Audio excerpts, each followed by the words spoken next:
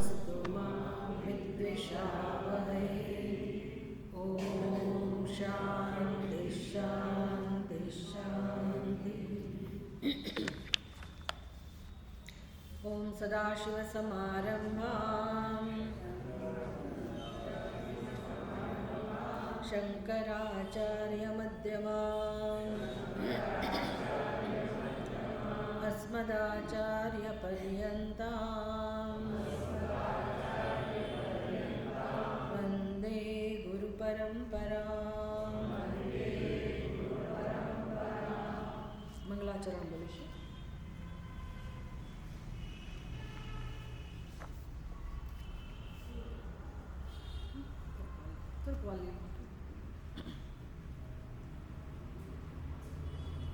आदिनाथ शिव सद्गुरु अंतरयामी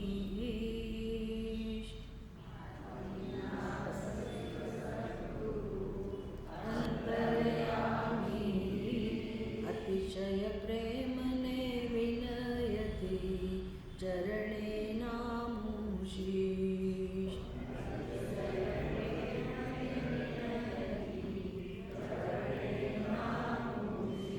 विषयासक्ति विनाशने बुद्धि निर्मल थाय।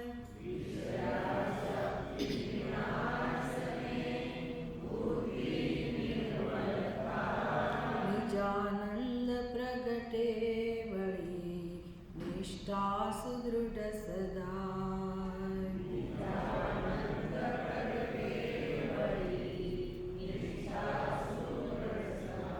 अविनाशी आपवा करजो कृपा महेश।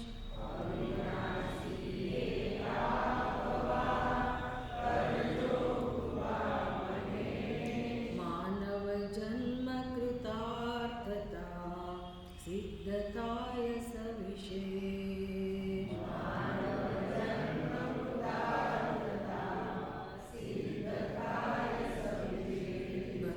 योगने ज्ञानमा साधन परम विराग।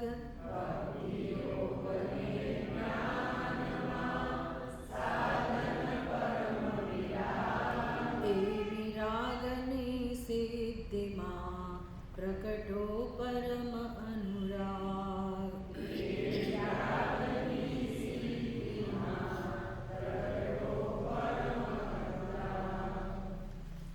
એ વિરાગની સિદ્ધિમાં પ્રકટો પરમ અનુરાગ. ભગવાનને પ્રાર્થના છે સાધકની કે મારા જીવનમાં વૈરાગ્ય માટે પ્રેમ જન્મે. આવી પ્રાર્થના આપણે તો જ કરી શકીએ જો વૈરાગ્યનું મહત્ત્વ આપણને ખબર હોય કે વૈરાગ્ય શું કામ જરૂરી છે. તમે ત્યાગ કહો કે વૈરાગ્ય કહો, એનું શું મહત્ત્વ છે, શું કામ આપણા જીવનમાં ત્યાગ અને વૈરાગ્ય હોવા જોઈએ, એની જો સમજ હોય તો પછી એના માટે પ્રેમ જન્મે.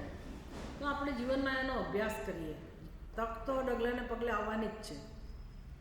કંઈક છોડવાનું, જતું કરવાનું બધાને ખબર જ છે કે એવા પ્રસંગો તો ડગલે ને પગલે આવતા જ હોય. પોતાના જ કુટુંબમાં, પોતાના જ પરિવારમાં અને અત્યંત નજીકના નિકટના સંબંધોમાં જ આ બધા પ્રસંગો આવતા હોય તો તમારે જતું કરવાનો પ્રસંગ આવે. જો એ વખતે જે વ્યક્તિ પકડી રાખે છે કે ના હું જ દરેક વખતે શું કામ જતું કરું, મારે જ જતું કરવાનું, મારે જ સહન કરવાનું, આવા પ્રશ્નો થવાના. એટલે આપણે પછી નક્કી કરી નાખીએ કે હવે તો હું નહીં જ ચલાવી લઉં, હવે તો હું નહીં જ સહન કરું, અથવા હું મારું ધાર્યું જ કહીશ, મેં બહુ કર્યું આખી જિંદગી. આવું બધું આપણને સાંભળવા મળતું હોય. એટલે લોકોએ ઘણો ભોગ આપ્યો હોય, ઘણું જતું કર્યું હોય, પણ દુઃખી થતા હોય બિચારા કે દર વખતે મારે જ કરવાનું. કારણ કે એને ખબર નથી કે જતું કરવાથી પોતાને શું ફાયદો થયો છે એને ખબર નથી.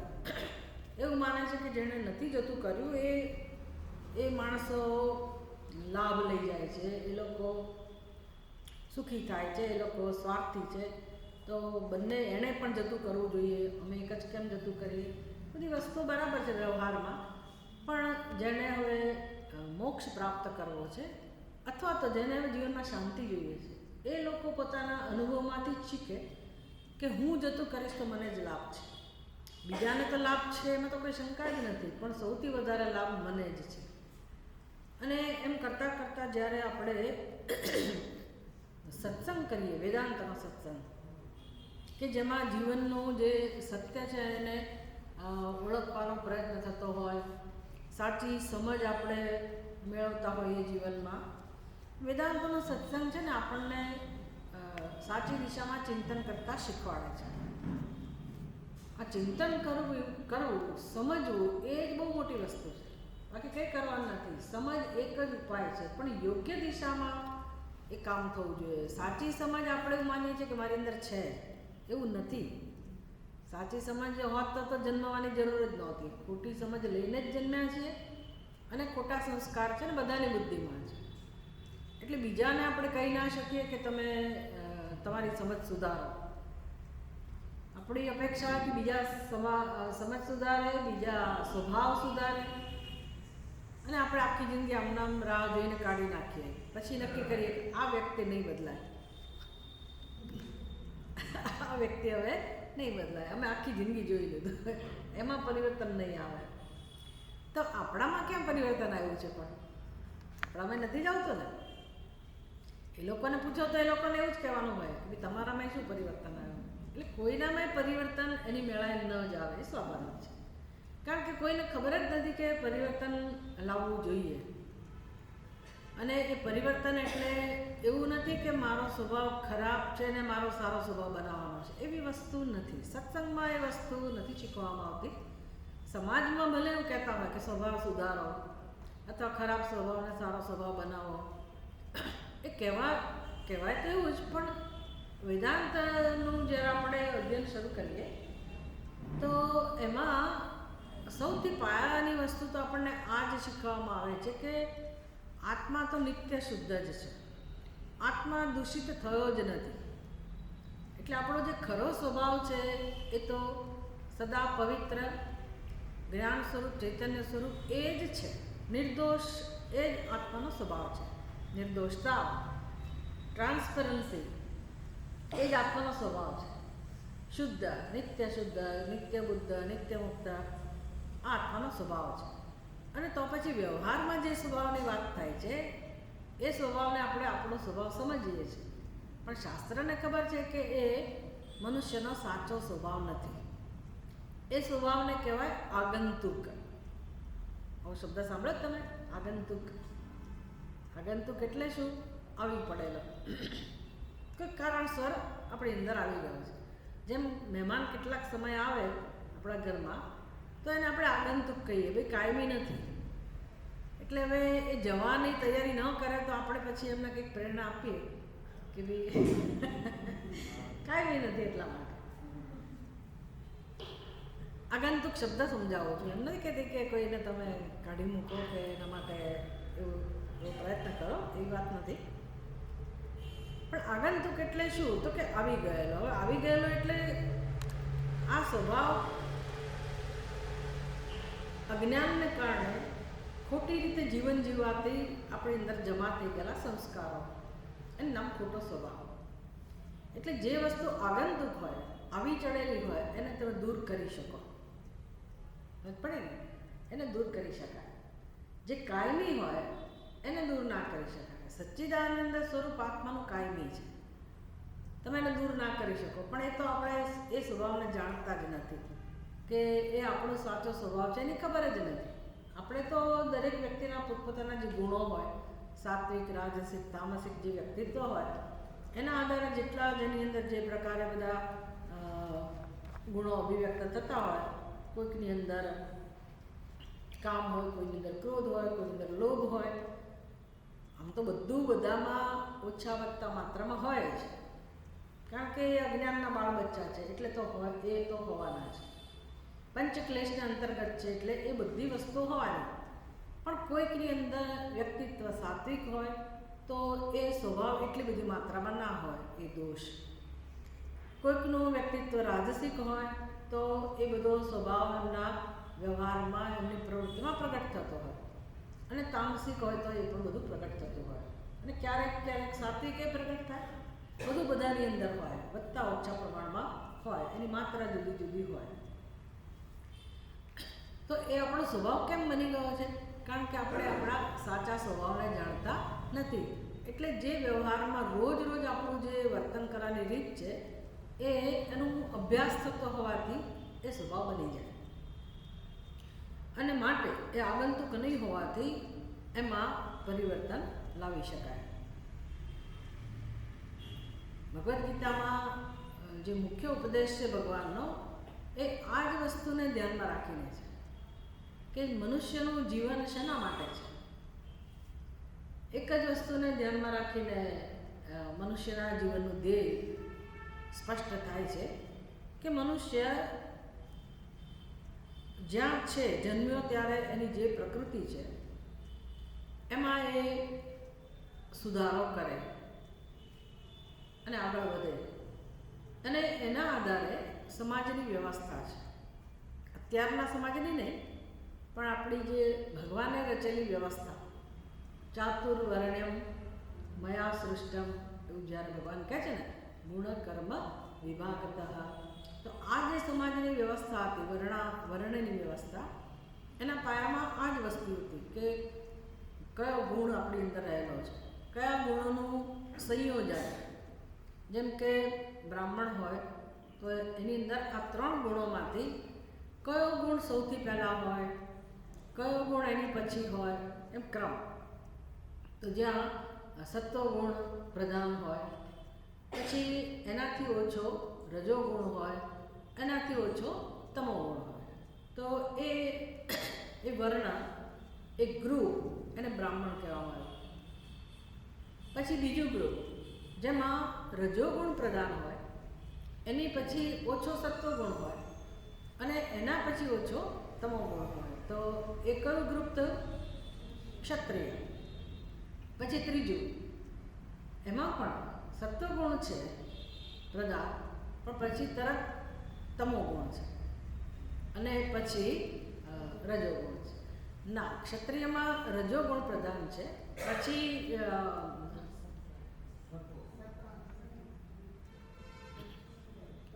એવું ના હોય. ત્રણેયનું કોમ્બિનેશન બ્રાહ્મણમાં સત્વ, રજસ અને તમસ, ક્ષત્રિયમાં રજસ, સત્વ અને તમોગુણ, વૈશ્યમાં રજસ, તમસ અને સત્વ, અને શૂદ્રની અંદર તમોગુણ, રજોગુણ અને સત્વગુણ, સૌથી ઓછો સત્વગુણ. આમ 4 કોમ્બિનેશન થયા. ગુણ 3 છે, એમાંથી 4 કોમ્બિનેશન. એ કોમ્બિનેશન એટલે કે સંયોજનના આધારે વર્ણની વ્યવસ્થા છે. હવે એ જે છે તે છે, એમાં કોઈ ઉતરતું કે ચડી આવતું એવો સવાલ નથી. આપણે જન્મ્યા ત્યારથી જેવા છીએ એવા છીએ, એમાં આપણો કોઈ વાંક નથી. પણ મનુષ્યનો જન્મ મળ્યો અને આ વ્યવસ્થા એવી રીતે બનાવવામાં આવી કે દરેક મનુષ્ય જે સ્તરે છે ત્યાંથી આગળ વધે. દરેક મનુષ્ય જે ગુણ એની અંદર રહેલો છે, એને કારણે એનો સ્વભાવ હોય, સ્વાભાવિક લાગણીઓ હોય, વૃત્તિ હોય, તો એને અમુક કર્મનો આશ્રય લઈ અને આગળ વધવાની વ્યવસ્થા એના માટે જ છે. પણ 4 વર્ગના મનુષ્યને ધ્યેય તો એક જ છે. કયું ધ્યેય છે? દરેકે પરમાત્માની પ્રાપ્તિ કરવાની. આ જ ધ્યેય છે. કેમ? તો કે એનું સ્વરૂપ છે, સાચો સ્વભાવ આ જ છે. પણ સાચા સ્વભાવ સુધી મારે પહોંચવું કેમ? એટલે ભગવાને ગીતામાં સ્પષ્ટ રીતે આ બધા ગુણોનું વર્ણન કરેલું છે કે કયો ગુણ કેવી રીતે આપણને આગળ વધારે.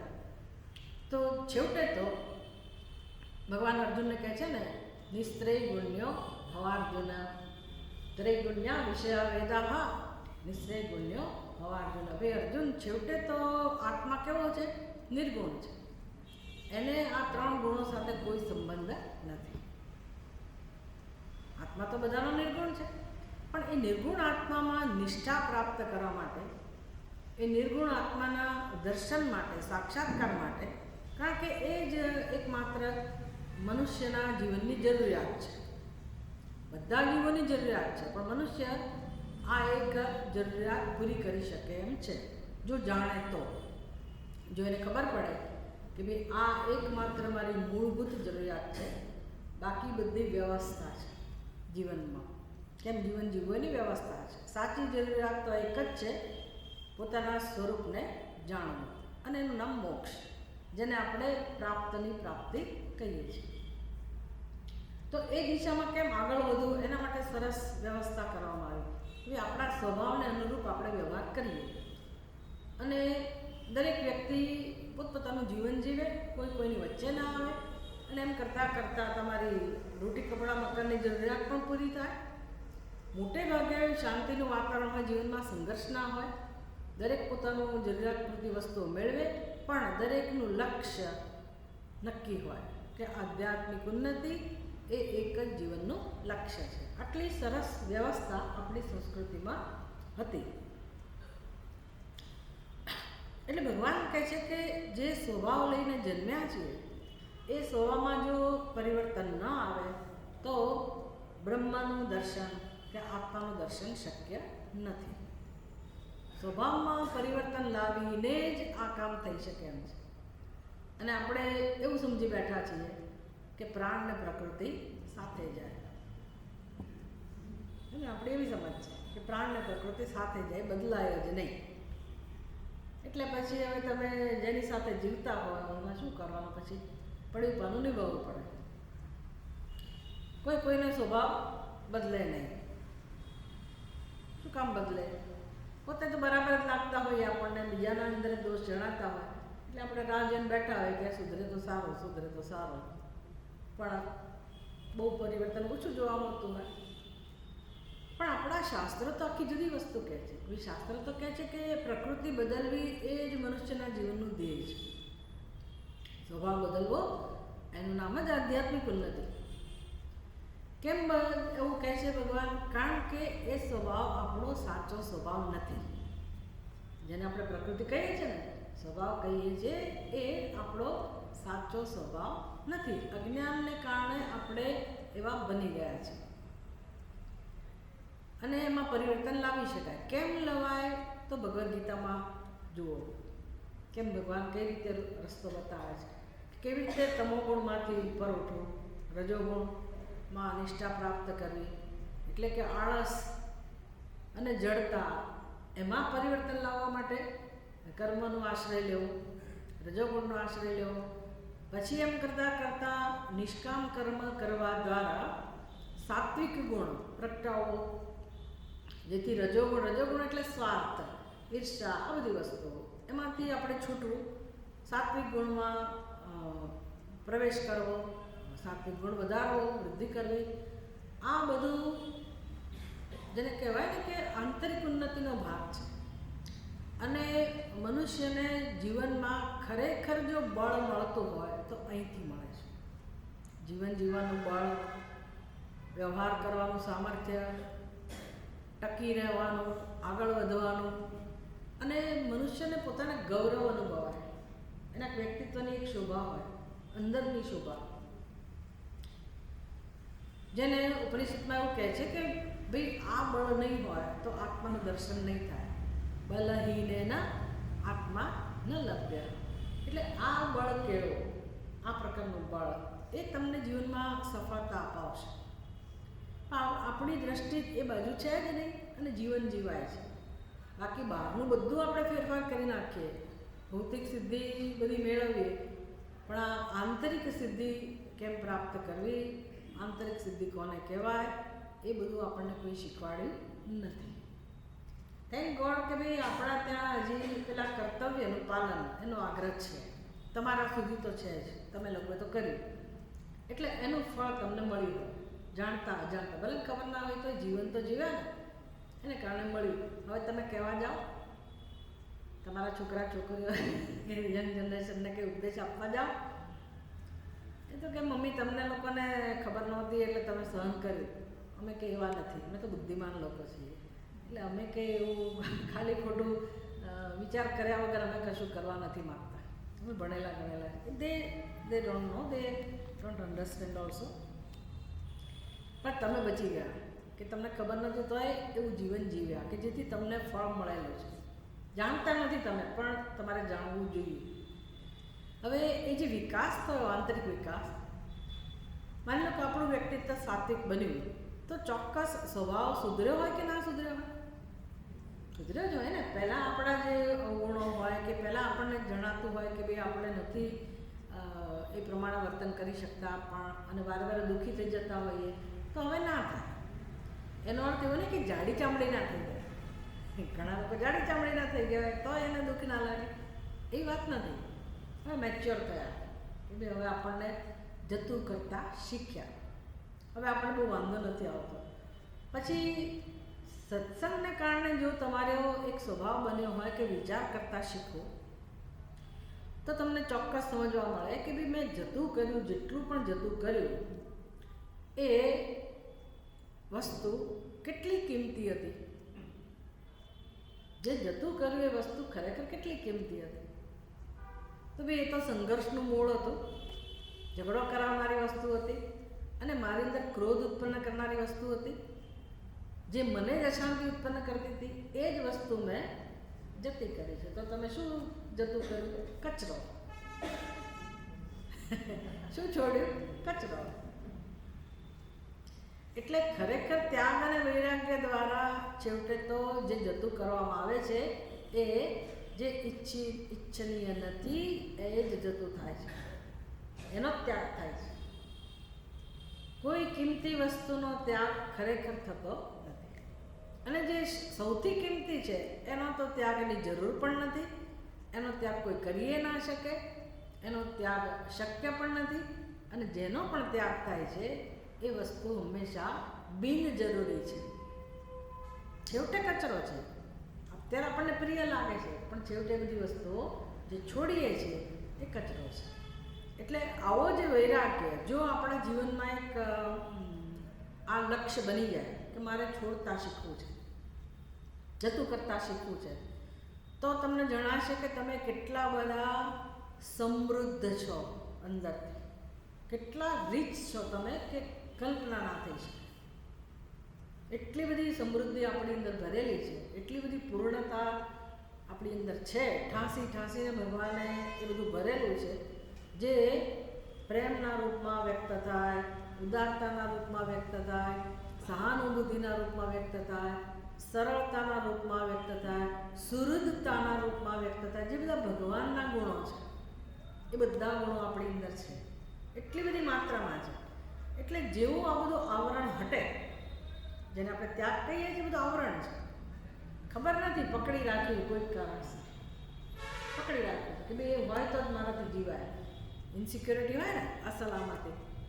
એટલે હવે જો હું કડક નહીં થઉં, હું સીધું કંઈ નહીં દઉં, હું ગુસ્સે નહીં થઉં, તો પછી તો લોકો મને મારી સાથે કેવો વ્યવહાર કરશે, બધા સંભળાઈ જશે, ગમે તેમ મારી સાથે મને કહી જશે.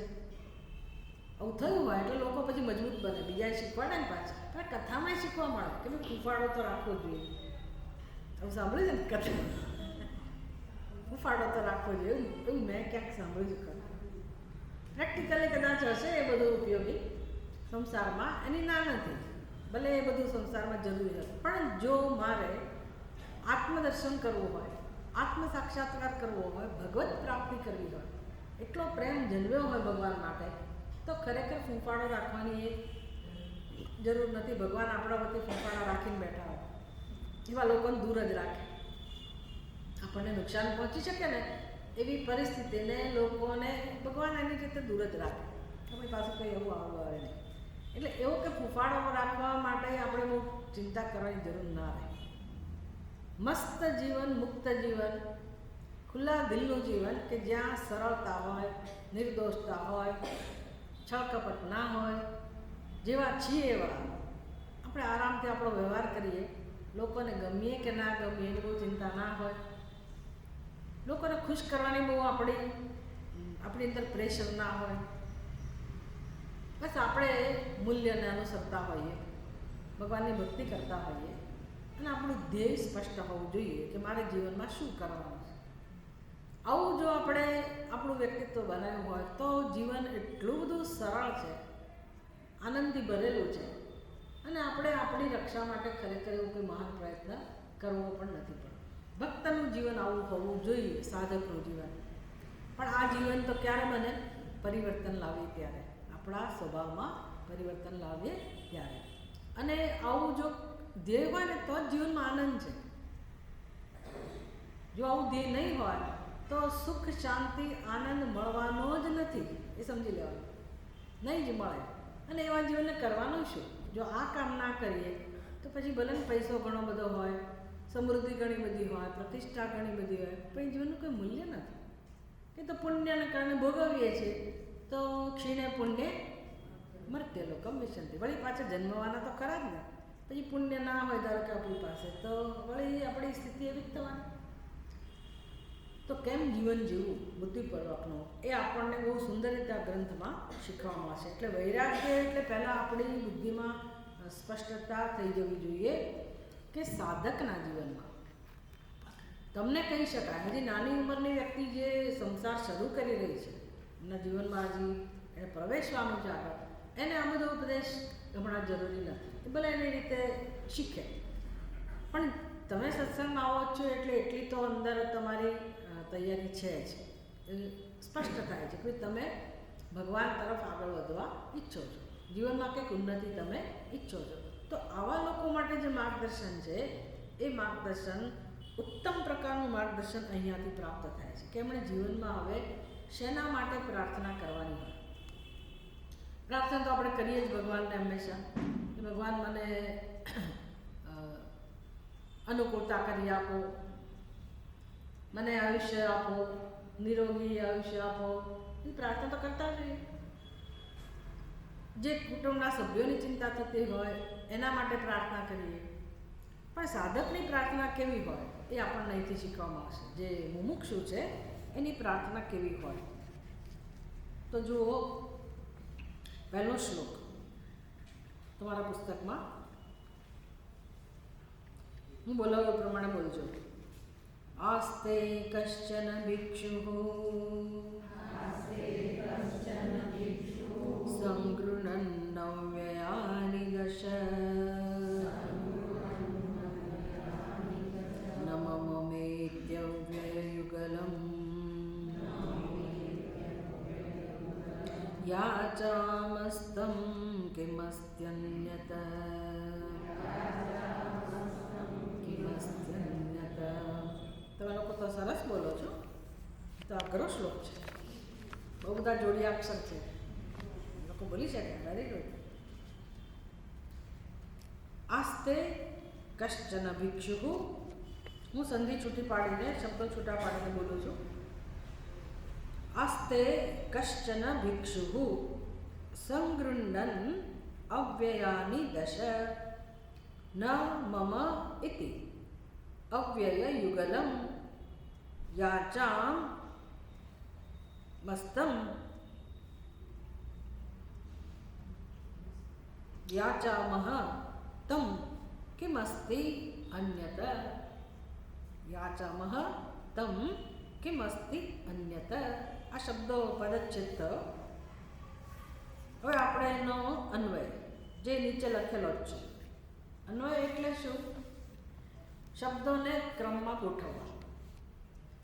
આ સંસ્કૃત ભાષા એવી છે કે એમાં કોઈ નિયમ નથી કે શબ્દો ક્રમમાં હોવા જોઈએ, એવો કોઈ નિયમ નથી. એટલે એ શ્લોકની રચના છંદના આધારે હોય તો પણ એ શબ્દ આડાવડા ગોઠવાયેલા હોય, એ વાક્યના રૂપમાં હોય તો પણ શબ્દો આડાવડા ગોઠવી શકાય, એમાં કંઈ જ ખોટું નથી. સંસ્કૃત ભાષામાં ગુજરાતી, હિન્દી, અંગ્રેજી એ બધી ભાષાઓ છે ને, એનું વ્યાકરણ કેવું હોય? કરતા પહેલાં હોય. પછી ગુજરાતી ભાષાની વાત કરીએ તો કરતા પહેલાં, પછી કર્મ આવે, પછી ક્રિયાપદ આવે. ભાઈ હું રામ વનમાં જાય છે, હું ફળ ખાઉં છું, તો હું એટલે કરતા, રામ એટલે કરતા. પછી જાય છે એટલે ક્યાં જાય છે? તો વનમાં, કર્મ તો, અને પછી ક્રિયાપદ આવે. શું ખાઉં છું? તો કે ફળ, તો ફળ પહેલાં આવે, પહેલાં કરતા, પછી કર્મ, પછી ક્રિયાપદ. આવો નિયમ છે. ભાષામાં, ગુજરાતી ભાષામાં. એટલે આપણે એવી રીતે સમજવા ટેવાયેલા હોઈએ. બીજી ભાષાનો અર્થ કરીએ ત્યારે આપણે આવું જ શોધવાના. હિન્દીમાં પણ આ નિયમ છે, અંગ્રેજીમાં પણ થોડોક જુદો છે. એમાં કરતાં પછી તરત ક્રિયાપદ આવે અને પછી કર્મ આવે, એવો નિયમ હોય. સંસ્કૃતમાં કેવું છે, કોઈ નિયમ નથી. કર્તા છે છેલ્લે બેઠો હોય, ક્રિયાપદ પહેલાં હોય, કર્મ વચમાં હોય અથવા કર્મ પહેલાં હોય, જ્યાં તમારી મરજી તમે મૂકી શકો અને સમજાઈ જાય પાછું. કેમ તો કે એના શબ્દો જ એવી રીતે બનેલા છે. સંસ્કૃતમાં વિભક્તિ પ્રમાણેની રચના જ એવી હોય કે ગમે ત્યાં શબ્દ બેઠેલો હોય એ પોતે ડિક્લેર કરે કે હું કોણ છું, હું કર્તા છું, હું કર્મ છું, હું ક્રિયાપદ છું, કરણ છું. એ જ્યાં પણ શબ્દ ગોઠવાયેલો હોય ત્યાંથી જે જાહેર કરે. એટલે અન્વય એટલે શું? આપણી પ્રમાણે શબ્દને ગોઠવવા. જેમ કે શ્લોકની અંદર છે આસ્તે કશ્ચન ભિક્ષુ, તો અન્વય કેવી રીતે છે? કશ્ચન ભિક્ષુ, ત્યાંથી શરૂઆત કરી. આસ્તે તો ક્યાંય જતું રહ્યું, ક્યાંક પછી ક્યાંક આવશે, પણ શરૂઆત ક્યાંથી થઈ? કશ્ચન ભિક્ષુ, એ કરતા હતા. કશ્ચન ભિક્ષુ દશ અવ્યયાની સંગૃહ્ણન આસ્તે તમ ન મમ ઇતિ અવ્યય યુગલમ યાચામહ અન્યત કિમસ્તિ.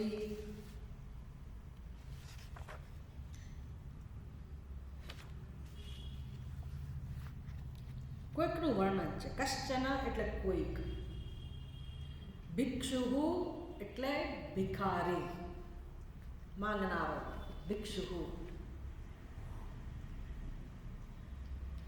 સંગૃહ્ણન કશ્ચન ભિક્ષુ દશ અવ્યયાની સંગૃહ્ણન આસ્તે, 10 પ્રકારના અવ્યયો એનો આશ્રય લઈને બેઠેલો છે. કોઈક ભિક્ષુ 10 પ્રકારના અવયવોને ધારણ કરીને બિરાજમાન છે. હવે ભિક્ષુ અને બિરાજમાન, ભિખારી માટે બિરાજમાન એવું કહેવાય પણ આસ્તે એટલે બેઠેલો છે. ચલો, આવી રીતે રહે છે. 10 પ્રકારના અવયવોને ધારણ કરીને રહે છે. ન મમ ઇતિ અવ્યય યુગલમ, એ ભિખારી પાસે 10 પ્રકારના અવયવો છે. એમાંથી હું એની પાસે માગણી કરું છું. કવિ કહે છે કે યાચામહ, અમે એની પાસે માગણી કરીએ છીએ. શેની માગણી કરીએ છીએ? યુગલમ, અવ્યય યુગલમ. 2 યુગલ, 2 અવ્યય. યુગલ એટલે 2 અને અવ્યય એટલે અવ્યય. 10 અવ્યય છે ને એની પાસે, ભિખારી પાસે. તો એની પાસેથી હું 2 અવ્યયની માગણી કરું છું. કે 2 અવ્યય કયા છે? તો કે ન અને મમ ઇતિ, ન અને મમ, આ 2 અવ્યયની માગણી હું કરું છું. તદ અન્યત કિમસ્તિ, બસ આટલું એનું ભાષાંતર થાય. હવે આપણે સમજવાનું છે આખા શ્લોકને કે ભાઈ આ કવિ કઈ ભાષામાં વાત કરે છે. ભિખારી પાસેથી માંગવાનું હોય તો બને જ નહીં ને. તો પછી આ ભિક્ષુનો અર્થ શું કરવો? ભિખારી કરો. ભિક્ષુનો અર્થ એવો પણ થાય કે અકિંચન, એની પાસે કંઈ જ નથી. એટલે કાં તો યોગી હોય, અને યોગી હોય તો પછી એને કોઈ વસ્તુની જરૂર ના હોય, તો એનો અર્થ કે કશાકમાં સ્થિત હોય, પૂર્ણતાનો અનુભવ કરી રહ્યો હોય. અને આવું અકિંચન તો વ્યક્તિ ત્યારે જ હોય જ્યારે પૂર્ણતામાં નિષ્ઠ હોય. પૂર્ણતામાં વ્યક્તિ ત્યારે જ નિષ્ઠ હોય જ્યારે આત્મામાં નિષ્ઠ હોય, આત્મજ્ઞાનમાં નિષ્ઠ હોય. એટલે કે એ સાક્ષાત જ્ઞાન સ્વરૂપ હોય અને બ્રહ્મ સ્વરૂપ હોય, આત્મ સ્વરૂપે બિરાજમાન હોય, પોતાની સ્થિતિમાં એ સ્થિત હોય. તો પછી એણે હવે અકિંચન, એની પાસે કોઈ પ્રકારની વસ્તુ ના હોય અને ભિખારી જેવો દેખાય. તો તમે કોઈ ભગવાન વિશે એવું વર્ણન સાંભળ્યું છે? ચિતાભસ્માલેપ ગરલમશનમ દિક્પટધરઃ કપાલીભૂતેશો ભજતિ જગદીશૈકપદવીં ભવાની તત્પાણી ગ્રહણ પરિપાટી ફલમિદમ. ક્યાં છે આ? દેવી દેવીનું સ્તોત્ર છે, દેવી અપરાધ. શૈવ મહિમનામાં પણ આવું જ વર્ણન છે, પણ જુદી રીતે છે. શૈવ મહિમનામાં કેવું વર્ણન છે? મહોક્ષ ખટ્વાંગમ પરશુરજિનમ ભસ્મ ફણિના કપાલમ ચેતિયથ વરદ તંત્રોપકરણમ. બી તંત્ર ઉપકરણમ, આખા જગતનું તંત્ર ચલાવનારા ભગવાન શિવજી પાસે કેટલા સાધનો છે? તો કે 8 સાધનો છે. 8 આખા જગતનું, આખા બ્રહ્માંડનું સંચાલન કરવા માટે ભગવાન પાસે કેટલા ઉપકરણો છે? તો કે 8. કયા કયા? મહોક્ષ. મહોક્ષ એટલે શું? ગરડો બળદ. ગરડો બળદ. ખટ્વાંગમ. ખટ્વાંગમ એટલે શું? ખાટલાનો પાયો. પરશુ એક શસ્ત્ર. અજીનમ વાઘાંબર. મૃગાંબર ચામડું છે એક વસ્ત્ર તરીકે. ફણિનઃ નાગ દેવતા ધારણ કરેલા. પછી ભસ્મ, સ્મશાનમાં રહેનારા, આળોટનારા, એની પાસે શું હોય? ભસ્મ જ હોય ને. કપાલ, ભિક્ષાપાત્ર, ખોપરી અથવા તો એની માળા, બસ આવું છે એની પાસે. આ કોનો વેશ કહેવાય? દરિદ્ર છે ને. અમાંગલ્યમ શીલમ. આ બધું તો આમાંનું કશું મંગળ નથી. આપણી સામે કોઈ આવી વ્યક્તિ હોય તો આપણે જોઈએ ને સામે, દૂર ભાગીએ. પાર્વતીજીની માતાને એક તકલીફ હતી ને, મેનકાને. આવો જમાઈ ના ચાલે, ક્યાં મારી દીકરી પાર્વતી અને આને હું આપું? આ જ એમનું દુઃખ હતું. બિચારા માતા તરીકે બહુ દુઃખ હતું કે મારી દીકરી કેમ એવી રીતે આપું. પણ દેવીને પૂછો તો પાર્વતી કહે છે કે ભાઈ હું તો એને જ, એ જ મને જોઈએ, હું તો એની સાથે જ લગ્ન કરીશ. તો પાર્વતીજીને શું દેખાડ્યું એમાં? બહારથી તો ભિક્ષુક જેવા જ છે ને, અમંગળ ચિહ્નોવાળા છે, પણ પાર્વતીજી એને સાચા અર્થમાં ઓળખી શકે કે આ કોણ છે? તો કે દેવાદિદેવ મહાદેવ છે. ભલે દેખાતા હોય અમંગળ, પણ ખરેખર તો સર્વમંગલ કરનારા એ જ પરમાત્મા છે, એ જ મહાદેવ છે. દેવી અપરાધ ક્ષમાપન સૂત્રની અંદર કહેવામાં આવ્યું, ચિતા ભસ્માલેપો ગરલમશનમ દિક્પટધરો. ગરલમશનમ ઝેર ખાધેલું, ઝેર જેનું અન્ન છે. ચિતા ભસ્માલેપ સ્મશાનની જે ચિતા હોય એની ભસ્મ લગાડનારો. દિક્પટધરો એની વસ્ત્રો કયા? તો કે દિશાઓ જેના વસ્ત્ર છે, દિગંબર છે. આવો ભિખારી કપાલી ભૂતેશો, કપાળ હાથમાં રાખનારો, ખોપરી હાથમાં રાખ્યો અને ભૂત પ્રેતનો સ્વામી, એનું વર્ણન છે અહીંયા. કશ્ચન ભિક્ષુ એટલે આ કોણ? મહાદેવ. મહાદેવ એણે આવો દેખાવ પસંદ કર્યો છે. ભાઈ તમે આખા બ્રહ્માંડનું સંચાલન કરનારા છો, આવો દરિદ્ર વેશ ધારણ કરીને કેમ બેઠા છો? તો શિવમના સૂત્રની અંદર જ એનો જવાબ છે. એ જ જગ્યાએ સ્વાત્મ નહીં સ્વાત્મા રામમ વિષય મૃગ તૃષ્ણા ભ્રમયતિ. ભાઈ જે આત્મામાં નિષ્ઠ છે એને કોઈ વિષયો આકર્ષિત કરતા નથી, એને કોઈ ભક્કાની જરૂર નથી, એને કોઈ આડંબરની જરૂર નથી, કશાનો આશ્રય લેવાની જ જરૂર નથી. જે પોતાનામાં નિષ્ઠ છે એને બહારનું કોઈ આલંબન લેવાની જરૂર નથી. આ એનું હંમેશનું રહેણીકરણ છે ભગવાન શિવજીનું.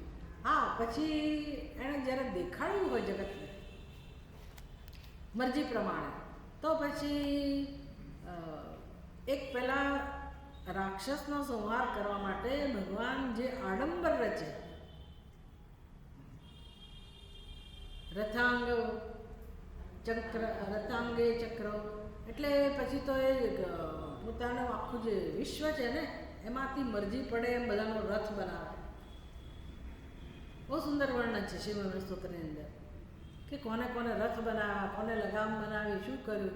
ભાઈ આટલો મોટો આડંબર, તો કે ભાઈ પોતે સ્વતંત્ર છે, જેનું એ પોતાની જ માલિકીનું છે બધું, તો એને જ્યારે જેનો ઉપયોગ કરવો ત્યારે કરે છે, એ બતાડવા માટે કે બધું મારું જ છે. પણ રહેવાનું કેવી રીતે? કોઈ પ્રકારનો મોકો નથી, આડંબર નથી. એટલે આવું જેનું લક્ષણ છે એવા કશ્ચન ભિક્ષુ. અને આ દેવતા શિવજી મહાદેવ એ આપણા જે અહીંના કવિ છે. કોણ છે કવિ? આ ગ્રંથના રચયિતા અપ્પય દીક્ષિત. હા, એ અપ્પય દીક્ષિત કે પછી અપ્પય દીક્ષિત એ શીખવું પડશે. બે પ છે, બે ય નથી. એટલે અપ્પય, અપય એટલે બે ય થયા, અપ્પય એટલે બે પ થયા. કંઈ વાંધો નથી, આ તો ખાલી ધ્યાન દોરો છો. અપ્પય દીક્ષિત એ કવિ છે અને એના ઈષ્ટદેવ ભગવાન શિવજી છે. એટલે બહુ સુંદર રીતે એ ભગવાનનો મહિમા વ્યક્ત કરી રહ્યા છે. આસ્તે કશ્ચન ભિક્ષુ સંગૃહન અવ્યયાની 10 પ્રકારના અવયવોને ધારણ કરીને બેઠેલા છે. આ એની કવિત્વની ભાષા છે કે ભાઈ અવયવો ધારણ કરવા એટલે શું? અવ્યયનો અર્થ શું થાય? તો કે વ્યય એટલે વિકાર, નાશ થવો. તો જેમાં વ્યય થતો જ નથી, જેમાં કોઈ પરિવર્તન આવતું જ નથી, એને અવ્યય કહેવાય. આ અવ્યય શબ્દની વ્યાખ્યા થઈ. પછી ભાષામાં, વ્યાકરણમાં જુઓ તો કેટલાક શબ્દો એને અવ્યય કહેવાય. અવ્યય કહેવાય અપી, મમ, ન, બધા અવ્યય કહેવાય. એમાં કંઈ પરિવર્તન ના આવે. પેલું સહ શબ્દ હોય તો એ પોતે જ વિકારી છે. સહ તૌતે એના રૂપ બનતા હોય. જેને આમાં કોઈ એનું લિંગ ના હોય, કોઈ વચન ના હોય, એ શબ્દ પોતાના સ્વરૂપમાં રહે, એને કહેવાય અવ્યય. એવા 10 અવયવો છે. એ કયા 10 અવયવો છે કવિ પોતે જ આગળ વર્ણન કરશે. પણ એની માગણી શું છે એની વાત છે અહીંયા, કે પ્રાર્થના, હું કેવી પ્રાર્થના કરું છું ભગવાનને. તો મને ખાલી 2 અવ્યય આપો ભગવાન. તમારી પાસે જે 10 છે ને એમાંથી મને 2 અવ્યય આપો. કયા 2 અવ્યય? ન અને મમ. ન અને મમ ઇતિ અવ્યય યુગલમ. યુગલમ એટલે જોડકું. 2 અવ્યય આપો. ન મમ ઇતિ યાચામસ્તમ. હું આની માગણી કરું છું. જે વ્યક્તિ આ વસ્તુની માગણી કરે કે મસ્તી અન્યતા, પછી એને બીજું શું માગવાનું રહે? તો કે કશું માગવાનું નથી રહેતું. જો આટલું માગી લઈએ ભગવાન પાસેથી કે મને આટલું મળી જાય, તો પછી જીવનમાં કશું માગવાનું રહેતું નથી. આ માગવું તો આપણે તો માગ્યા વગર રહેતા જ નથી, રહી જ ના શકીએ. એ સ્વાભાવિક છે. ભલે ને ગમે તેટલું આપણે સાંભળતા હોઈએ કે માગવાની જરૂર નથી, ને આમ ને તેમને માગવાનું શું, પણ માગીએ તો ખરા જ. આપણે ગમે તે સ્થિતિએ પહોંચ્યા હોઈએ પણ ભગવાનની પૂજા કરીએ એટલે અંદરથી તો એક અવાજ ઉઠે છે, ભગવાન તને ખબર છે ને મારી આ જરૂરિયાત છે, ભગવાન તું આ જરાક જોઈ લેજે, મારા બાળકોનું જરા જોઈ લેજે, મારો પહેલો પ્રશ્ન છે ને એ જરાક ધ્યાનમાં રાખજે, ભગવાન આ મારી મુશ્કેલી દૂર કરજે, મારી આ બીમારી દૂર કરજે. કશુંક ને કશુંક તો આપણે માગવાનું હોય છે. માગવું એમાં કશું ખોટું નથી. જ્યાં આ બધું આપણે સમજીએ નહીં ને તો મુશ્કેલી. ઘણા લોકો તો એવું કહેતા હોય કે હું તો ભગવાન પાસે કંઈ માગતો જ નથી ને, આવું કહેતા હોય. કેમ? તો કે એને ખબર જ છે ને. એટલે એવું કંઈ જરૂરી નથી ભાઈ, એને ખબર છે બરાબર છે, પણ છતાંય હું દુઃખી છું એ તો ખરું ને, તો મારે ધ્યાન દોરવું પડે. ભગવાન આ જરાક બહુ થયું, હવે સહન નથી થતું, દૂર કરો. તો માગવું એમાં કંઈ ખોટું નથી, માગવું એમાં કંઈ ખોટું નથી. એક વસ્તુ તો એ સમજવાની, બહુ કડક થવાની જરૂર નથી કે હું તો કંઈ માગું જ નહીં. ભાઈ માગવું જ પડે એવી સ્થિતિમાં છીએ, બધી રીતે અસહાય છીએ અને આપણું ચાલતું નથી, તો પછી શું કામ ના માગીએ? એટલે મારા સ્વામીજી તો બહુ બધા દ્રષ્ટાંત આપે કે ભાઈ એક માણસ એવું, પેલી કથા કહેતા હોય છે ને કે ભાઈ રાજાની સવારી નીકળી અને ફૂટપાથ ઉપર ભિખારી બિચારો દુઃખી હતો તો રડતો હતો, એટલે રાજાનું ધ્યાન ગયું તો એને એના માણસોને કહ્યું કે આને કેમ દુઃખી છે આ ભિખારી, તપાસ કરો અને એનું જે કંઈ દુઃખ હોય દૂર કરો. તો એ લોકો લઈ આવ્યા એ ભિખારીને રાજા પાસે. રાજાએ પૂછ્યું કે શું તકલીફ છે? તો કે મારું ભિક્ષા પાત્ર તૂટી ગયું, મને બીજું ભિક્ષા પાત્ર આપો. હવે માગવામાં તમારે વિવેક કરવો જોઈએ ને કે ભાઈ કોણ પૂછે છે મને. એ રાજા પૂછતો હોય, જ્યારે રાજા રસ લેતો હોય તો એ કહી શક્યા હોત ને કે ભાઈ કાયમ માટે ભિક્ષા ના માગવી પડે.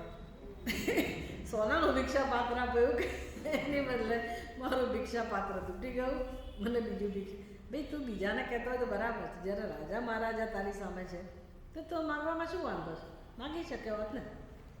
એટલો વિવેક હોવો જોઈએ આપણી અંદર. બીજી વાત સ્વામીજી એવું શીખવાડતા કે ભાઈ તમે કોઈ એક માણસ કહે છે કે ભાઈ ભગવાનની પાસે શું આવું બધું માગવાનું, નાની નાની વસ્તુઓની માગણી શું કામ તમે કરો છો. જસ્ટ આનાથી વિરુદ્ધ, નાની નાની વસ્તુઓ તમારે શું કામ ભગવાન પાસે માગવાની જરૂર છે. તો કે સારું, હું તારી પાસે માગું, તું આપવાનો છો? તું તો 10 રૂપિયા નથી આપવાનો, તો મને માગવા દે ને ભગવાન પાસે, ભલે નાની વસ્તુ હોય. બંને સાચું છે કે નહીં? બંને સાચું. ભગવાન પાસે માગવામાં શું વાંધો છે કે માણસો પાસે માગવું એની બદલે ભગવાન પાસે માગવામાં કંઈ ખોટું નથી. આ બધું વ્યવહારિક સ્તરની વસ્તુઓ છે. આપણા માટે કઈ વસ્તુ હોવી જોઈએ, કયા પ્રકારનો વિવેક હોવો જોઈએ. વિચારશીલ મનુષ્ય એ માગણી કરે તો કેવી કરે? જરૂરિયાત પ્રમાણે આપણે ભગવાન પાસે ભલે બધું જે રીતે માગ્યા કરીએ સંજોગો પ્રમાણે, એ જુદી વસ્તુ છે. પણ આપણે જીવનમાં ખરેખર પ્રાર્થના કરવી, માગણી કરવી તો કઈ વસ્તુની કરવી જોઈએ? તો એ પણ ગુરુજનો શીખવાડતા હોય કે તમે ભગવાન પાસે એવી માગણી કરો કે ભગવાન મારે માગવું જ ના પડે, મારે માગવું જ ના પડે. એટલે કે મારી અંદર જે પેલો યાચક છે કે મને આ જોઈએ તે જોઈએ, એ યાચક જ ના રહે. તો કેવું સારું? એવું કંઈક કરો કે મારી અંદર યાચક રહે જ નહીં, મારે માગવું જ ના પડે. તો આ બુદ્ધિપૂર્વકની પ્રાર્થના થઈ કે ને, માગણ જ ના રહે. બાકી જુઓ, બધા ભિખારી જ છે. દાતા એક રામ, ભિખારી સારી દુનિયા, એમાં કોઈ શંકા નથી. બધા ભિખારી જ છે. ભલે આપણે મોટા બંગલામાં રહેતા હોઈએ, ગમે તેટલા ધનવાન હોઈએ, પણ સુખ માટે બધા ભીખ માગે છે. કોઈક અપમાન કરે એટલી જ વાર. એટલે આપણે માનની અપેક્ષાવાળા છીએ, પ્રતિષ્ઠાની અપેક્ષાવાળા છીએ. કંઈક ને કંઈક આપણે અંદરથી અપેક્ષા જગત પાસેથી રાખ્યા જ કરીએ છીએ. આ જે લક્ષણો છે ને, જીવત્વના લક્ષણો છે, એ જ દુઃખ આપનારા છે. એટલે બધું મળ્યું પણ છતાંય અંદર તો ફરિયાદ જ છે ને, તો એનો અર્થ કે હજી આપણે યાચક જ છીએ. ભગવાન મને ક્યારે શાંતિ મળશે, મને ક્યારે સુખ મળશે? તો એ તો માગણી રહેવાની જ ને આપણે. એ માગણી જતી રહે એવું માગીએ તો આપણે મુક્ત થઈ જઈએ. ભગવાન પાસે જ્યારે માગવું જ છે તો હવે ભાઈ જે જરૂર હતી માગી લીધું જીવનમાં, ભગવાને આપ્યું ખરું, પણ હવે શું માગવું જોઈએ જીવનમાં? હવે શું માગવું જોઈએ? તો કે આ મારે માગવું જ ના પડે ભગવાન, એવું કરો.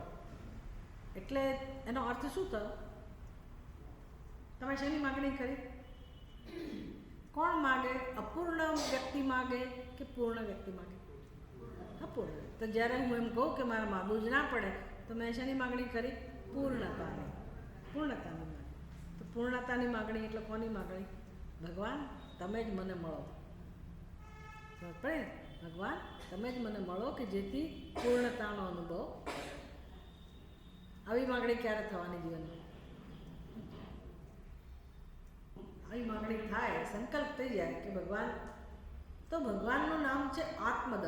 વિષ્ણુ સહસ્ત્રનામમાં તમે ભગવાનના નામ સાંભળ્યા હશે, એમાં ભગવાનનું નામ છે આત્મદહ. તો ભગવાન તો આપવા જ બેઠો છે. ભગવાનનું કામ જ આપવાનું છે.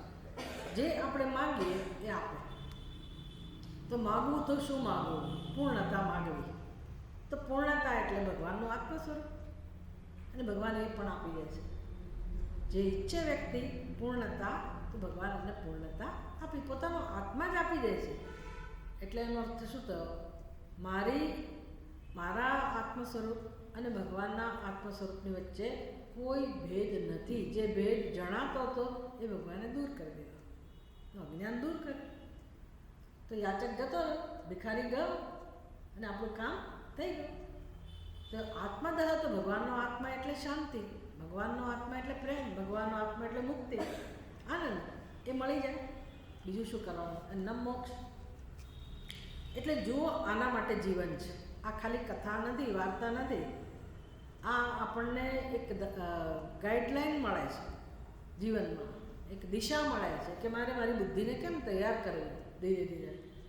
ભાઈ આ વસ્તુ શક્ય છે આપણા જીવનમાં, આ વસ્તુ શક્ય છે. એટલું નહીં, આ જ શક્ય છે, ખરેખર આ જ શક્ય છે. આ તો તમને સમજાઈ જ જવું જોઈએ કે જીવનમાં સુખ જ શક્ય છે, સુખની જ સંભાવના છે. આ દુઃખ કેમ છે ને એ પ્રશ્ન થવો જોઈએ. આપણા માટે દુઃખ સહજ બની ગયું છે, રોજ રોજ દુઃખ, દુઃખી દુઃખી દુઃખી. તો એ ક્યાંથી આવી ગયું છે આપણે ત્યાં? તો કે એ પણ આગંતુક જ છે, એને કાઢી શકાય. કેમ? તો કે સુખ સહજ છે, સુખ સત્ય છે, સુખ સિદ્ધ પણ છે. પાછું સુખ મેળવવાની વસ્તુ પણ નથી. વેદાંતમાં આ જ વસ્તુ શીખવાની છે કે સુખ જ સિદ્ધ છે. ભલે અત્યારે આપણને એવું લાગતું હોય કે મેળવવાની વસ્તુ છે, પણ જો મળી શકે એમ કોઈ વસ્તુ હોય તો સુખ જ મળી શકે એમ છે. દુઃખ મળેલું છે એવું લાગે છે, દુઃખ ખરેખર આત્મા સુધી પહોંચ્યું નથી, પહોંચી શકે પણ નહીં, સ્પર્શતું પણ નથી આત્માને દુઃખ. અને જરા તારા સુખનો અનુભવ જ્યારે જીવનમાં થાય છે તો એ આત્માના જ સુખનો અનુભવ છે. એ ખબર નથી આપણને એમ કે ક્યાંકથી સુખ મળ્યું, આને કારણે સુખ મળ્યું, પહેલે કારણે સુખ મળ્યું, આપણી બુદ્ધિ કહે છે. અને એ સત્સંગમાં શીખવાનું છે કે જે આપણે એવું સમજીએ છીએ ક્યાંકથી સુખ મળ્યું, એવી કોઈ વસ્તુ જ નથી. એવું ક્યાંક એવું પણ એવું જેને કે અસ્તિત્વ ક્યાંકથી મળ્યું એવું પણ કહી શકાય એવું નથી. એવું ક્યાંક નામની વસ્તુ જ નથી કે જ્યાંથી મને સુખ મળે. સુખ જ એક જ શક્ય છે, સુખ સિદ્ધ જ છે. અને માટે ભલે મારી બુદ્ધિમાં અજ્ઞાન હોય પણ સુખનો અનુભવ તો ઘડીએ ઘડીએ થાય છે, ક્યારેક ક્યારેક તો થાય જ છે. જ્યારે જ્યારે સુખનો અનુભવ થતો હોય, ભલે એ કશું ખાવા પીવાથી થતો હોય, શબ્દ સ્પર્શ રૂપ રસ ગંધ, કોઈ વ્યવહાર, કોઈ કર્મ, કોઈ પુણ્ય, ગમે તે પરિસ્થિતિમાં સુખનો અનુભવ થતો હોય તો એ સુખના અનુભવનું કારણ સુખ સ્વરૂપ આત્મા જ છે. પછી આત્મા બીજે ક્યાંય નથી. આત્મા એટલે ખબર પડે છે ને, આત્મા એટલે હું જ. એટલે સુખ તો આત્માનો સ્વભાવ જ છે અને આત્મામાંથી જ સુખ મળે છે. આત્મા સિવાય બીજું કંઈ હોય તો મને બીજેથી સુખ મળે.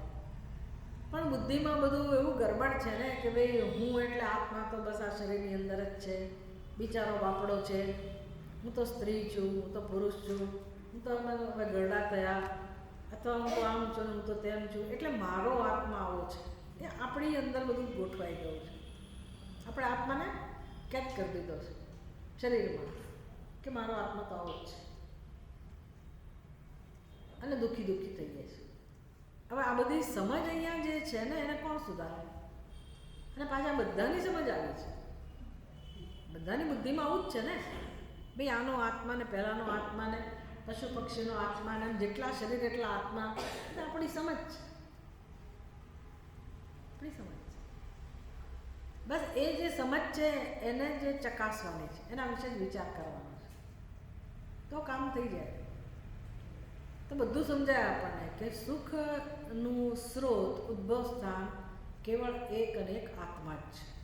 હવે પ્રશ્ન એ છે કે આત્મા આપણી પાસે છે કે નહીં? બીજા બધામાં શરતો હોય. બે અંગ્રેજી ભાષા આવડે છે તો તમે આ કરી શકો, તમારી પાસે પાસપોર્ટ છે તો તમે ત્યાં જઈ શકો, તમારી પાસે વિઝા છે તો પેલા બધામાં શરતો હોય અને તો જ તમે કરી શકો. એટલે આપણી પાસે એ વસ્તુ ના હોય એટલે આપણે તો જતું કરવાનું કે મારાથી નહીં થશે. પણ સુખ મેળવવા માટે શરત કઈ છે? આત્મા હોવો જોઈએ. આત્મા છે કે નહીં? કે ના ના હું તો બહુ પાપી છું, મારી અંદર આત્મા ના હોય. કોઈ હોય? સ્ત્રીની અંદર આત્મા ના હોય એવું હોય? શુદ્રની અંદર આત્મા ના હોય એવું હોય? વૈશ્યની અંદર આત્મા ના હોય? કોઈ એવું હોય આત્મા વગર? નિરાત્મા નામની કોઈ વસ્તુ જ નથી. આત્મા વગરનું એક આટલું જંતુ પણ અસ્તિત્વમાં નથી. બસ આપણી પાસે આત્મા છે અને આત્માનો સ્વભાવ જ સુખ સ્વરૂપ છે. અને આત્માનું વિશેષણ, આત્માનું નામ પણ, એનો ધર્મ પણ કહે છે અવ્યય. આ તો બીજા અવ્યયની માંગણી કરી, પણ આત્મા પોતે જ કેવો છે? અવ્યય સ્વરૂપ. તમે ઉપનિષદમાં આ બધું સાંભળતા જ હશો. એટલે જેમાં ક્યારેય કોઈ પ્રકારનો વ્યય થતો નથી, એનું નામ આત્મા. એટલે કોઈનો આત્મા અધૂરો છે એવું નથી. આત્મા એક જ છે, એ વ્યય વગરનો જ છે, પૂર્ણ જ છે. ન જાયતે મ્રિયતે વા કદાચિત નાયમ ભૂત્વા ભવિતા વા ન ભૂયઃ અજો નિત્ય શાશ્વતોયમ પુરાણઃ ન હન્યતે હન્યમાને શરીર. આ બધું ક્યારે બોલાય? મરી જાય કોઈ પછી. ગીતા બેસાડે ને, હવે જેણે સાંભળવાનું હતું એ તો જતો રહ્યો. હવે એની પાસે હું જઈને બેસું અને 10 દિવસ સુધી આ કાર્યક્રમ રાખીએ, બધું કરીએ, આપણને અંદર શ્રદ્ધા છે કે એ જીવાતમાં જ્યાં હશે ત્યાં એને પહોંચશે અને આપણને સંતોષ લાગે અમે એની પાછળ કંઈક કર્યું. અરે ભાઈ, જ્યારે હું જીવતી છું તો હું જ મારા કાનથી ના સાંભળી લઉં આ બધું? અને કોના આત્માની વાત છે? મારા જ આત્માની. તો મને બીજા સંભળાવે એ મારા જતા રહ્યા પછી એનું શું મિનિંગ છે? ને મારી જ વાત છે. અજો નિત્ય શાશ્વત હોય પુરાણ અજા, જેનો જન્મ જ નથી, જે અવ્યય સ્વરૂપ છે, જે નિત્ય નૂતન છે, જે ક્યારેય વૃદ્ધ થતો જ નથી. તો આવું અદ્ભુત સ્વરૂપ આપણી અંદર છે. આપણે એવા ભાગ્યશાળી છીએ. શું વાત છે ભાઈ? પશુ પક્ષીની અંદર આત્મા છે, કીડીની અંદર આત્મા છે, અને મારી તમારી અંદર આત્મા છે. એમાં નવી શું વાત છે? ભાગ્યશાળી કેમ કહો છો? કોઈ જીવ આત્મા વગરનો નથી, તો આપણે કેમ ભાગ્યશાળી છે? હા, કેમ ભાગ્યશાળી છીએ? આપણે અત્યારે આત્માને સમજવા આવેલા છીએ, ખરું ને? મનુષ્ય એક જ બુદ્ધિશાળી છે, પણ મનુષ્યો તો કેટલા છે? પાર વગરના.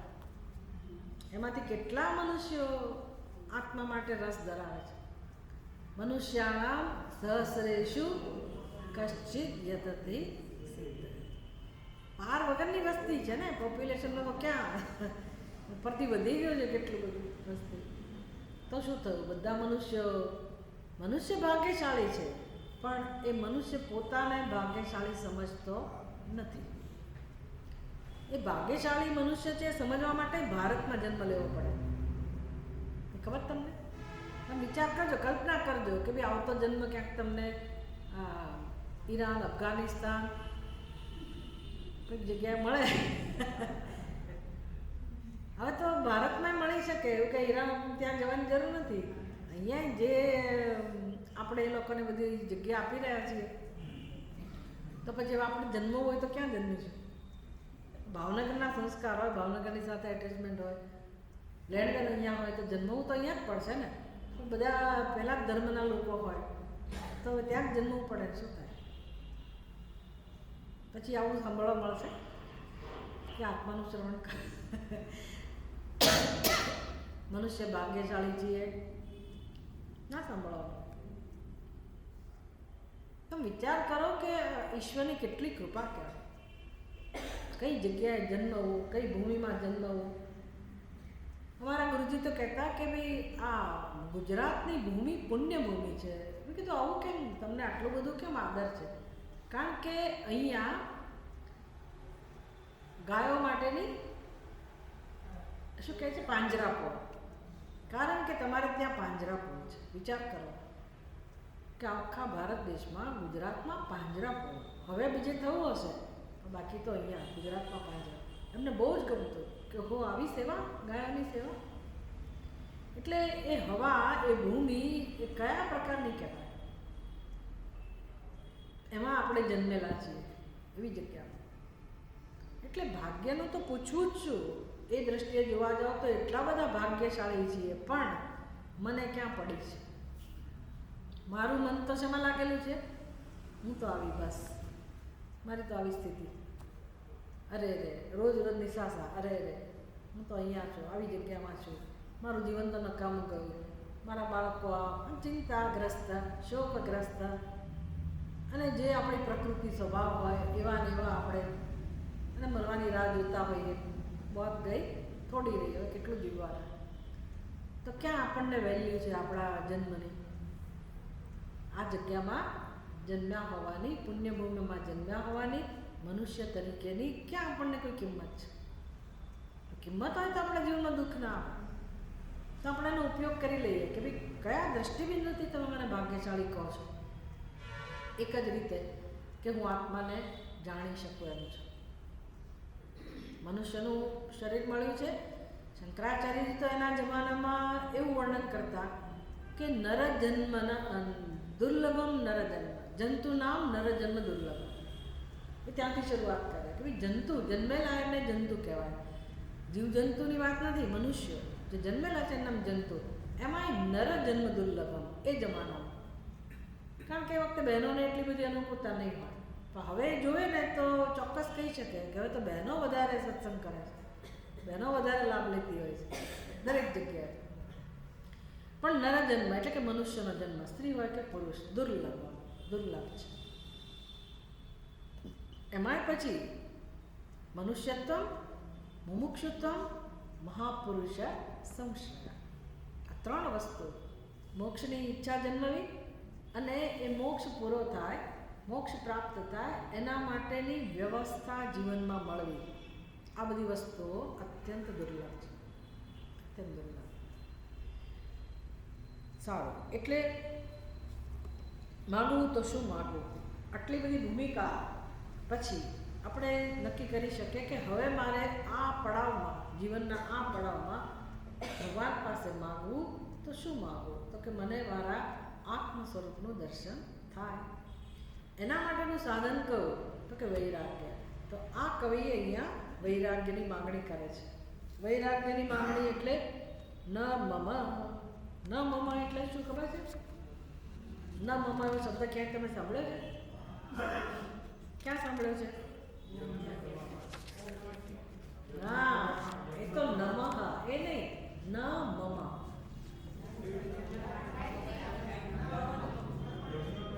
યજ્ઞ કરવામાં, વેરી ગુડ. તમે આહુતિ આપો એમાં તમારી સિગ્નેચર માગે. ન મમ સિગ્નેચર છે. ભાઈ ઇન્દ્રાય સ્વાહા ઇદમ ન મમ, વરુણાય સ્વાહા ઇદમ ન મમ. દરેક વખતે બોલાવડાવે ઇદમ ન મમ. જે મારું હતું પહેલાં એ મેં આહુતિ આપી. આહુતિ આપીએ ને, હોમ કરીએ, યજ્ઞ કરીએ તો સ્વાહા. ભાઈ જે દેવતાનો તમે હોમ કર્યો હોય, ગણપતિ હોમ કર્યો હોય તો ગણપતિ મહારાજને, શિવજીનો હોમ હોય તો એમને, વિષ્ણુ યાગ હોય તો એમાં, જે દેવતાને ધ્યાનમાં રાખીને હોમ કર્યો હોય એ દેવતાને આપણે આહુતિ આપતા હોઈએ યજ્ઞમાં. આહુતિ આપ્યા પછી ફરજિયાત આપણી પાસે બોલાવડાવે કે તમે તમારી જે વસ્તુને તમારી સમજતા હતા, મમ મારું જ હતું ને ભાઈ, એ મેં આપી. અગ્નિ દેવતાને આપ્યું. અગ્નિ દેવતા પોતાની પાસે નથી રાખવાના, એ લઈ જનારા છે. હવ્યવાહ છે એમ કામ તો, પોસ્ટમેન જેવું, એ આપી દેશે મારા દેવતાને, એ લઈ જશે. પણ મારે કહેવું પડે દરેક આહુતિ વખતે. આહુતિ આપ્યા પછી મારી પાસે બોલાવડાવે કે ઇદમ ન મમ. ઇન્દ્રાય સ્વાહા, ઇન્દ્ર ભગવાનને મેં આપી દીધું, એમને અર્પિત કર્યું, હવે આ મારું નથી. આવું કેમ કરાવતા હશે? આવું કેમ આપણી પાસે બોલાવડાતા હશે ઇદમ ન મમ? કોઈ ભરોસો નથી આપણા ઉપર, ખબર છે? આપ્યા પછી આપણે ફરી જઈએ કે એ તો મેં ખાલી કહું તું, ખરેખર તો મારું જ છે. ફરી જઈએ આપણે, જોઈએ જ છે ને જીવનમાં. એટલે લખાવી લે છે ન મમ, હવે આ મારું નથી. આપ્યું એટલે આપ્યું, ન મમ, ન મમ, મારું નથી. એટલે ત્યાગ થયો, ત્યાગ થયો. એટલા માટે દાનનું મહત્વ છે. દાન પુણ્ય જે આપણે કરતા હોઈએ છીએ આપણી સંસ્કૃતિમાં, એનું મહત્વ છે કે મારું માલિકીનું જે હતું એ હું આપું. એની પાછળનું લોજિક તો આપણે આવતીકાલે ચર્ચા કરીશું કે કેવી રીતે આટલી જ વસ્તુ મને તારી જાય છે સંસારમાંથી. આપવાનું જે જીવનમાં જે છે એનાથી જ આપણે તરી જઈએ છીએ. દાનેન સેતુમ તર, આવા વાક્યો છે ઉપનિષદના કે કેવી રીતે તરી જવાય. પણ ઠીક છે, એ આપવું એટલે ખરેખર શું આપીએ છીએ અને શું કામ આવું આપણે બોલવું પડે છે નામામાં? એ બધાની ચર્ચા આપણે આવતીકાલે કરીશું. પણ આની માગણી કરે છે, ન મમ ઇતિ, કે ભાઈ મારું નથી, આ મારું નથી. બે અવ્યયની માગણી, મારું કશું નથી એને કહેવાય ન મમ. એટલે કે આ બંને અવિકારી સ્વભાવ, એને અવ્યય કહે, એની હું માગણી કરું છું. એટલે શેની માગણી થઈ? વૈરાગ્યની માગણી. ન મમ, આવો મારી અંદર ભાવ જન્મે, બસ ભગવાન આવું કરો. પેલું તો દક્ષિણા આપણે આપી, કે અગ્નિ દેવતાને ઘી આપ્યું, પદાર્થો આપ્યા, પણ ન મારું નથી એ દ્વારા મારે ક્યાં સુધી પહોંચવાનું છે? તો કે જે ખરેખર મારું નથી, જે ખરેખર મારું નથી અને જેને હું મારું કહું છું, હું અને મારું કહું છું, એનો ત્યાગ કરતા શીખવાનું છે. જે મારું છે અને મારે આપવાનું હોય એવી વસ્તુ નથી. કારણ કે બધી સમસ્યાઓ અહીંથી જ શરૂ થાય છે કે મારું કશું જ નથી. કસ્ય સિદ્ધનમ, આવું વાક્ય ક્યાં આવે છે? આવા શબ્દો ક્યાં આવે છે? ક્યાં? મા ગૃદ કશ્ચન. Very good. મા ગૃદ કશ્ચન કસ્ય સિદ્ધનમ. એટલે આ શબ્દ મહત્વનો છે ઈશાવાસ્યમાં. મા ગૃદ કસ્ય સિદ્ધનમ, વ્યવહારમાં કે ભાઈ બીજાના ધનનો તમે લોભ ના રાખો, આકાંક્ષા ના રાખો. તો પછીનું જે ચરણ છે ને, કસ્ય સિદ્ધનમ, એટલે ખરેખર તો ધન કોનું છે? આવો પ્રશ્ન છે, કોનું છે? અને લીલા કેવી ચાલે છે વિચાર કરો. એક પેઢીથી બીજી પેઢી, બીજી પેઢી ત્રીજી. આ મહેલ મારો, આ ધરતી મારી, આ જમીન મારી, આ પૈસો મારો, બીજાના નામે કરતા ગયા, બીજાના નામે કરતા ગયા, બીજાને. એટલે દલ્લો અહીંથી ત્યાં ગયો, ત્યાંથી અહીંયા ગયો, અહીંથી વસ્તુ ખરીદી આપણે, આપણા પૈસા એને આપ્યા, અહીંયા ગયા, બધું ફર્યા જ કરે છે. ધન કોઈના ખાતામાં જમા થતું નથી, કોઈના ખિસ્સામાં ધન જમા થતું નથી. અને છતાંય બુદ્ધિમાં વિચાર કરીએ તો સમજાય કે કોઈનું નથી, મારું નથી અને કોઈનું નથી. ધન જ્યાં છે ત્યાં છે, અને જેનું છે એનું જ છે, હંમેશ માટે એનું જ છે. ભલે મારા કબાટમાં હોય કે મારા ઘરમાં હોય, ભલે હું કહેતી હોઉં મારું, વાત પડે ને. એટલે જીવનમાં ખરેખર શું શીખવાનું છે? એવું નહીં કે હું મારા ઘરમાંથી ધન બધું કાઢી નાખું, આપી દઉં, અને એનો અર્થ એવો કે ન મમ્મા મારું નથી, એવું નથી શીખવતા. જ્યાં ધન છે ત્યાં ભલે રહો, તમે એનો ઉપયોગ કરતા શીખો, એની પ્રત્યે વ્યવહાર કરતા શીખો, અને એને જે મહત્ત્વ આપવાનું હોય એટલું આપો. એટલે આપણે ત્યાં એને લક્ષ્મી કહે છે. પણ લક્ષ્મી કારણ કે પરમાત્માનું છે ને, પરમાત્મા સ્વરૂપ છે, જીવનમાં ઉપયોગી છે. પણ આપણી બુદ્ધિ એવી નથી. આપણી બુદ્ધિ કેવી છે? મારું. ભાઈ વ્યવહારમાં મારું જરૂર કહેવાય, પણ સમજ આપણે જોવાની છે. સમજ જે છે એ ત્રાસરૂપ છે. મારું મારું મારું, એમાંથી પછી ઝઘડા જાય છે. ઝઘડાનું મૂળ આ મમત્વ. એટલે માગણી કરી, ન મમ, હું મારું નથી, એ પ્રકારનો બે અવયવ મને આપો, જેથી મારા જીવનમાં હું ભગવતની પ્રાપ્તિ, પૂર્ણતાની પ્રાપ્તિ કરી શકું. તો હવે આપણને સમજાવશે કે ભગવાન શંકર પાસે જે નિત્ય નિવાસ કરે છે એવા અવિકારી સ્વભાવ એ કયા કયા છે? કયા 10 અવ્યયો ભગવાન શિવજી પાસે છે? એ આપણે આવતીકાલે ચર્ચા કરીશું. આજે કયા 2 અવ્યયોની માગણી કરી? ન મમ, મારું નથી, બસ એની માગણી હું ભગવાન કરું છું. મારું નથી એ જો મને એકવાર મળી જાય, એવો વૈરાગ્ય આવી જાય કે મારું નથી, તો મારે માગવાનું શું રહ્યું? મનોબુદ્ધિ અહંકાર ચિત્તાની ના હોય. ભાઈ આ મારું નથી એટલે મન પણ મારું નથી, બુદ્ધિ પણ મારી નથી, અંતઃકરણ મારું નથી, જ્ઞાનેન્દ્રિયો મારી નથી, કર્મેન્દ્રિયો મારી નથી, આ સ્થૂળ શરીર મારું નથી, કારણ શરીર, સૂક્ષ્મ શરીર મારું નથી, કારણ શરીર ગયું, તો અમારે શું માગવાનું રહ્યું? શું માગવાનું રહ્યું? માગનારો ગયો કે છે? હજી ગયો ને, બેઠો છે છતાંય ગયો. એની જ મજા છે ને, બેઠા છીએ છતાંય નથી. માગનારો ખરેખર બેઠો છે, દેખાય છે કે બેઠો છે, પણ છતાંય માગનારો નથી. એની કથા યાદ છે ને,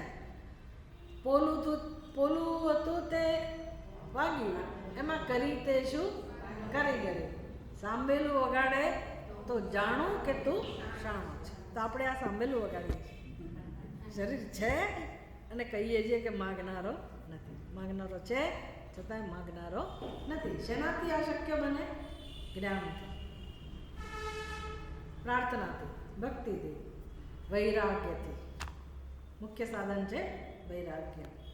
ઓમ પૂર્ણમદ પૂર્ણમિદં